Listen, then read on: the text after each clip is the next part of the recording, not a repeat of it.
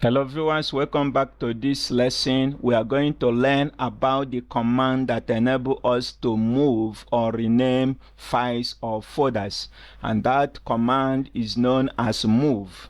This command move, okay, MV. This command enables you to move files or folders, and you can also enables you to rename it. With this one command, you can move files or rename files or folders. Let's get the help so that you will see the usage -help. So let's see what we have here. The move command is used to rename source to destination or move source or sources to directory. So that is the function, guys. You can also see some of the flag you can use with it. Okay, so you can go through the documentation to get the flags. Okay, let me clear the screen so that we practice it. I cleared the screen. Clear. Let me do ls here so you can see I have folder 1 and folder 2. Let us rename folder 1 because the move command can be used to rename. So I want to rename folder 1. Okay, I type folder 1. That is the first argument, the folder I want to rename. This can also be a file as well. Okay, when we are working with the files, you can also understand it better. The new name is going to be test1. I rename folder 1 to be test1. If I press enter now, okay, and if I do ls, do you see the folder 1 is already renamed to test1. Let me see what I have on the desktop.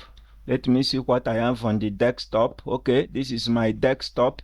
I have a folder known as sample. So this folder, I want to move this folder into my CMD tutorial.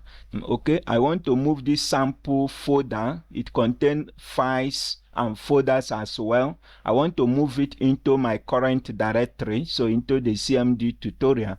And to do that, I'm already inside the CMD tutorial. What I will do here, I will say move. Okay, I want to move dot. So I'm going to the desktop now. I want to move the sample folder, okay, like this. I want to move it to dot. Okay, remember that I told you that dot means current directory. Move it to the current directory. I'm already in the CMD tutorial. Move it to my current directory. If I press enter, do you see there is no error?